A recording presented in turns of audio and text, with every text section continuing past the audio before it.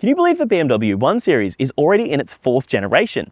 It might not look incredibly like it because it does look a little bit like the 3rd, but it's been more than half a decade since the F40 1 Series debuted. So BMW decided it was time for a new kid on the block.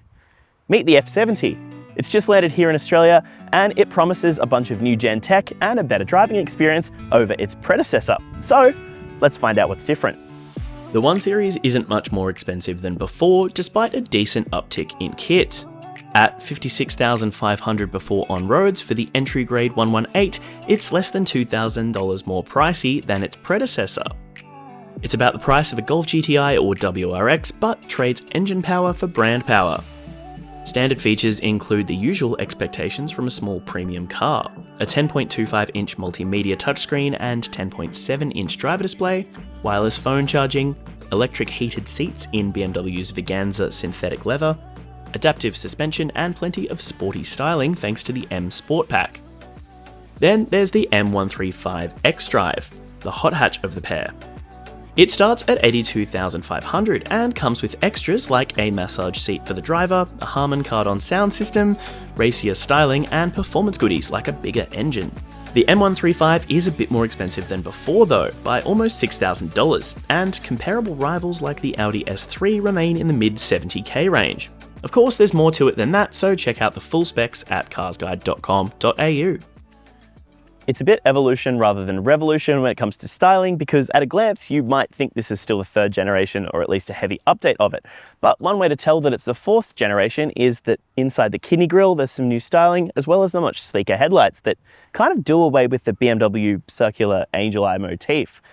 That's probably one of the biggest departures from tradition in terms of design, because the rest of this car kind of follows suit with the rest of the BMW range. It's still got the Hofmeister King, obviously the kidney grille's still there, and it's got that sort of arched top over the kidney grille that follows the bonnet back like we saw on the 3 Series. I think this car specifically, its best angle is from the back, because it does have kind of a baby 3 Series wagon vibe, but the rest of the design might need to grow on me a little bit. Like a lot of BMW designs, it's taken me a few years to sort of get there, and maybe that's because we want tradition, and when BMW does something different, we're not sure about it, but I think this one might age pretty well. The new 1 Series does what a lot of other BMWs are doing at the moment and gets a little bit fancy with some BMW formulas here in the interior. For example, this new curved screen is a little bit nicer than what you used to get in BMW's entry model. Plus, this little panel down here will look familiar to most BMW drivers of any recent years. But there's a few other things going on in here that make the new 1 Series stand out a little bit. There's some illuminated metal panels down here above the grills where the vents are. Plus there's this stitching in M colors up here over the top of the dash to give that little reference to the car's kind of sporty nature. The 118 also has that as well though. In terms of the ergonomics and convenience of the interior, it's all pretty well thought out. Of course, it's a BMW, so it's all quite straightforward. 2 cup holders up here, a couple of USB-C ports, and a 12-volt plug as well. There's a wireless phone charger. This storage bin here is a decent size, and down on the door card, you can actually fit 2 water bottles in there. Trust me, I tested. I'm sitting in my actual seating position right now. I'm 5'11", so I'm pretty normal height. I'm not finding that I have to reach far for anything. The seat's comfortable. This sport seat's actually pretty snug, and it held me quite tight on some of those corners. I do find the BMW steering wheel is a little bit thick, but the buttons on it have remained pretty similar for the past few years. They're pretty easy to work out what's going on, and the driver display in front of me is pretty straightforward as well. One downside to the interior is that I find BMW's multimedia system is getting less easy to use as the years go on. It used to be kind of my gold standard, and then Mazda kind of took that same kind of scroll wheel thing and made it their own, and now BMW's moved away from that. It's very touchscreen. It's kind of distracting when you're driving, so I'm finding more and more that in BMWs I like to use phone mirroring instead. In the back seat, I'm sitting behind my own seating position for driving, and I've got a little bit of knee room, although if I do move around too much, my knees do touch that sort of hard plastic on the back of this seat. There's a little bit of a cutout in there though, so that if you do have longer legs, you won't be finding that you're bumping the seat in front of you as much. My headroom is all right back here. I think that sloping roofline has just a little bit eaten into it, but it's not too bad. I think that if you were in here for any longer than a short trip as an adult, you might get a little bit annoyed, but there's a couple of USB-C ports back here, a couple of vents that you can angle yourself. Plus, you do actually get an armrest as well, which is at a pretty good height, as with the door armrest. So for a short trip, pretty comfortable for an adult. For a kid, probably okay for a bit longer, but for anyone on a road trip back here, I would say that you'd probably find yourself getting a little bit bored. The two 1 Series variants have rather different running gear. The 118 comes with a 1.5 litre 3-cylinder turbo petrol engine that drives the front wheels via a 7-speed dual-clutch transmission. It makes 115 kilowatts and 230 newton meters, and BMW says it'll hit 100 k's an hour in 8.5 seconds. That's in comparison to the beefier 2-litre 4-cylinder unit in the M135, also turbocharged but driving all 4 wheels via a similar 7-speed DCT. It makes 233 kilowatts and 400 newton meters, and it'll crack 100 k's in 4.9 seconds according to Munich.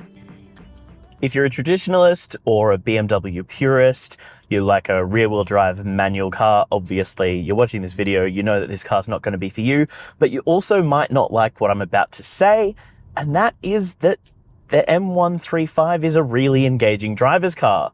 It's a proper hot hatch. It's got plenty of power, and its chassis actually is up to the task of making this a really easy car to drive fast.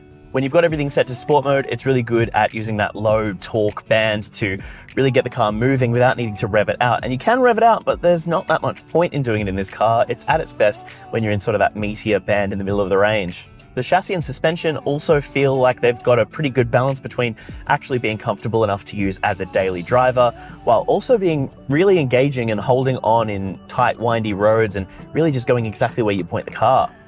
There's a lot of really rough roads and some serious potholes around the area where we're on our launch loop today, and none of them really phased the 1 Series as much as I thought they might. In fact, even a road like this, it's a pretty rough one for a high-speed road, isn't making me feel uncomfortable. It's not bringing shudders or anything up through the wheels, the suspension.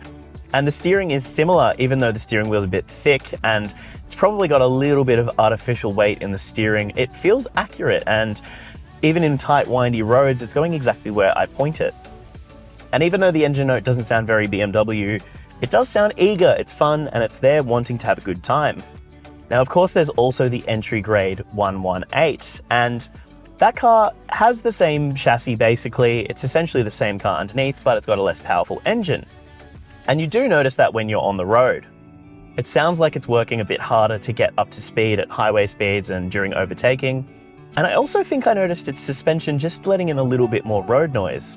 Although we were driving different loops between the two cars, so that could have just been a case of a different road surface. But where the 135 feels like it's kind of built to hold onto tight corners and rocket out of them like a slingshot, the 118 feels more like the kind of car you would be able to live with day to day if you didn't really need to put your foot down to get anywhere. And that's not to say it's slow. It's not super slow, but it's just not quite as much of a raucous time as this. BMW says the 118 will sip 6.4 litres of recommended 95 RON fuel for every 100 k's covered, with its 49 litre tank the same size as the M135's. In that variant, the fuel use ups to 7.8 litres per 100 k's, as does recommended fuel quality to 98 RON. We didn't get a chance to properly test fuel use on the launch, so keep an eye on a future review for that. There's plenty of active safety in the new 1 Series. Kit includes an updated Driving Assistant Plus, as BMW calls it, which features all the driving assist functions like lane departure warnings and rear cross traffic alert. But the M135 gets a higher spec version with extras like front cross traffic alert, side collision prevention, and evasion assist. This can be added to the 118 for $6,500 in the enhancement package, but it seems a little stiff to put safety features behind a paywall with things like sunroofs and audio systems. Otherwise, the 3rd Gen 1 Series scored 5 stars with ANCAP back in 2019, and its successor's extra active safety kit should help keep that score. It's also got 6 airbags with front and side, plus there are curtain airbags covering both rows. Another positive for the 1 Series is its safety systems aren't very intrusive. They don't ding or bong and annoy you while you're trying to concentrate on driving. They're pretty easy to turn off, and at the same time, the ones that you do keep on if you want them are actually pretty well sorted out. For example, the lane keep assist on the highway and the active cruise control were both doing a pretty good job of keeping me exactly where I needed to be in the lane and at the right speed. BMW's got a fairly standard 5-year unlimited kilometre warranty. The brand also uses a condition-based servicing system, which uses the multimedia system to alert the owner when maintenance is required. There are, however, servicing packs which remove some of that uncertainty. In the 1 Series case, a 5-year, 80,000k pack costs $2,210. The 4th generation 1 Series is a pretty compelling proposition because it's not much more expensive than it was before, but it delivers a lot more than its predecessor. It's not going to be for everyone, but for the people who stump up the cash for one, I don't think they're going to be disappointed. It just comes down to whether you want the kind of stylish small hatch that is the 118 or the raucous boy racer vibes that come from the 135.